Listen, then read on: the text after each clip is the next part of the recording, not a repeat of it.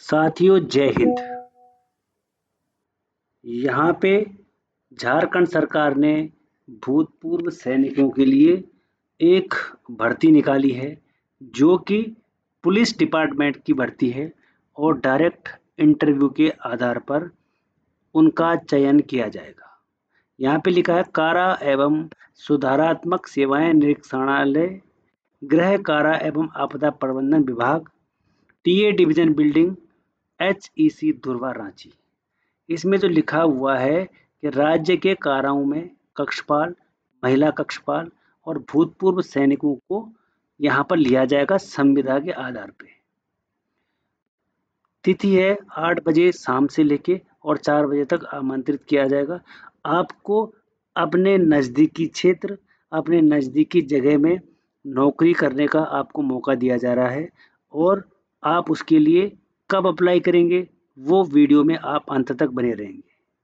अगर आपने चैनल को लाइक, शेयर और सब्सक्राइब नहीं किया, एक सर्विसमैन वेलफेयर अपडेट को, कि हर एक अपडेट आपको सबसे पहले मिले, तो इसलिए चैनल को लाइक, सब्सक्राइब और शेयर जरूर करें। अभी ये देखेंगे कि भर्ती कब की है। सबसे पहले जो एक भर्ती थी 28 तारीख की, वो तो निकल चुकी है क्योंकि उसके लिए हम हो गए डिले। हमारे पास जो नोटिफिकेशन आ रखा है लेट, ये था बिरसा मुंडा। अब इसको क्या बताना, इसको बता के कोई भी फायदा नहीं है। इसलिए वो एक्स सर्विसमैन के लिए ये देखो वैकेंसी है, ठीक है। संविदा पे यहाँ पर भूतपूर्व सैनिक जो नौकरी करेंगे। अब आते हैं नीचे, यहाँ पर लिखा है केंद्रीय कारा दुमका, दिनांक 12/9/2025 को आपने रिपोर्ट करनी है। 12 सितंबर को सुबह 8 बजे से लेके शाम के 4 बजे तक आपको आमंत्रित किया जाता है। आप 12 तारीख को जरूर याद रखें।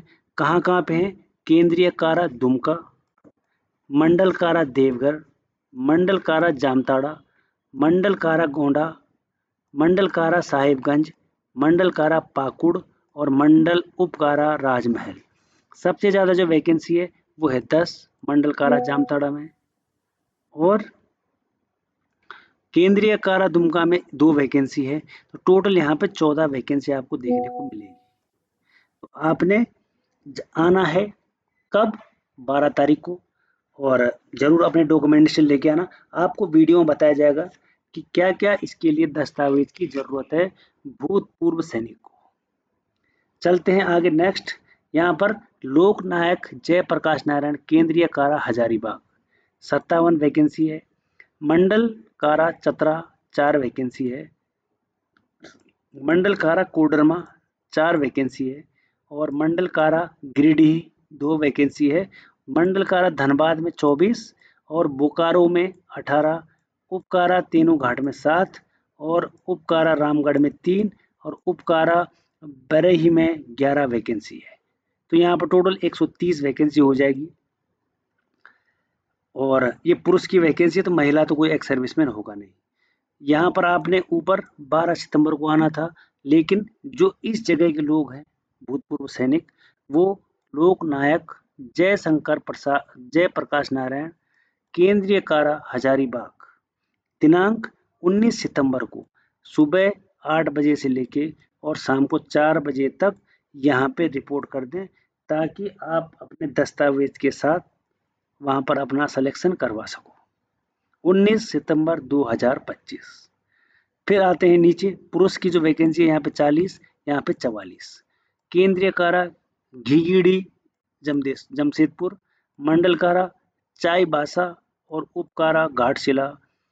यहाँ पर केंद्रीय कारा घागीडी में जमशेदपुर में 40 वैकेंसी है और मंडल कारा में 1 और उपकारा घाटशिला में 3।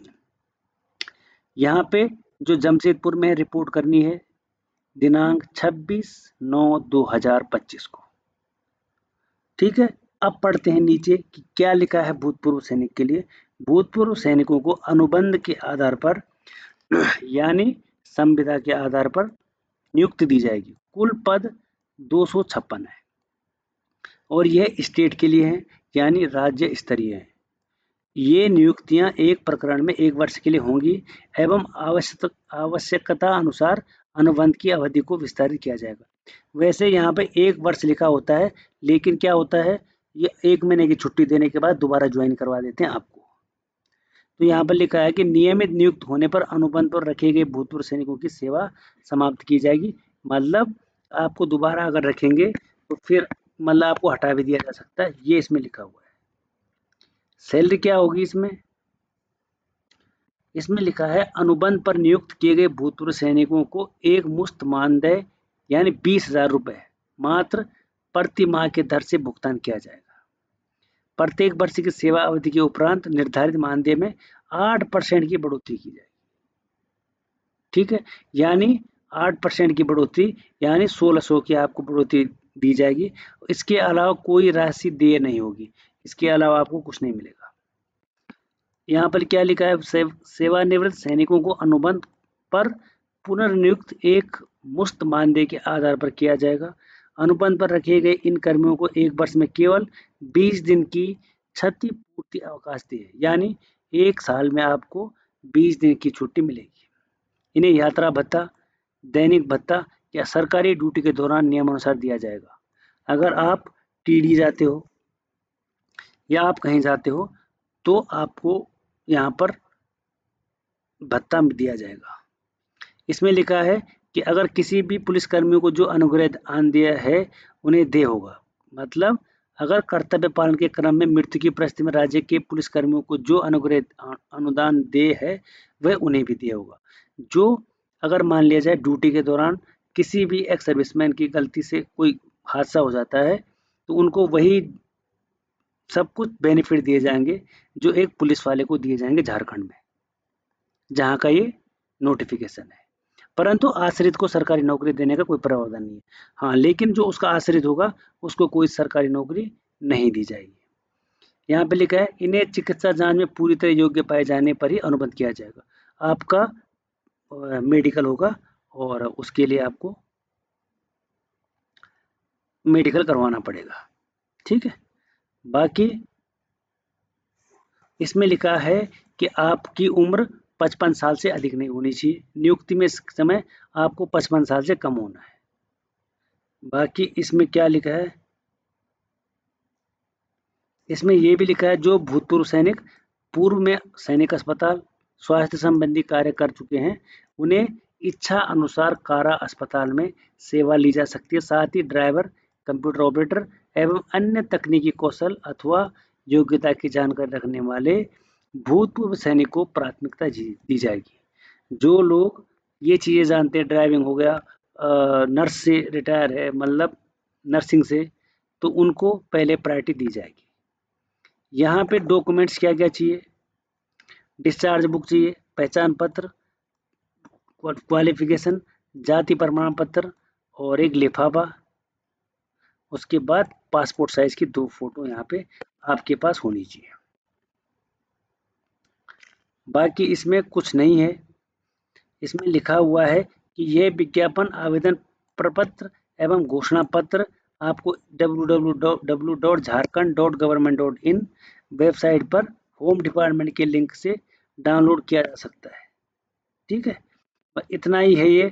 इसमें ये नहीं लिखा है कि क्वालिफिकेशन क्या होगी, तो क्वालिफिकेशन की कोई रिक्वायरमेंट यहाँ पे नहीं है। ठीक है, तो आप जरूर अपने नज़दीकी क्षेत्र में आप पहुँचेंगे और जहाँ 26 तारीख को, 26 सितंबर, 19 सितंबर और 12 सितंबर को, 28 वाली डेट कल निकल चुकी है, उसके लिए हम माफ़ी चाहते हैं कि हम उसको बता नहीं पाए, लेकिन बाकी पे आप ज़रूर पहुँचेंगे। ठीक है, और इंटरव्यू के आधार पे यहाँ पे जॉब लगेगी, वॉक इन इंटरव्यू। इंटरव्यू के आधार पर आपको पुलिस में भर्ती किया जाएगा। तो ये तो था आज का ये नोटिफिकेशन। अगर आपको नोटिफिकेशन कैसा लगा कमेंट सेक्शन में ज़रूर बताएं। अगर आप अलग स्टेट के हो तो आप इसको अप्लाई नहीं कर सकते हैं, आपको झारखंड का होना बहुत ज़रूरी है। फिर मिलेंगे एक और नई अपडेट के साथ, एक और नई नोटिफिकेशन के साथ। तब तक के लिए थैंक यू, धन्यवाद, जय हिंद।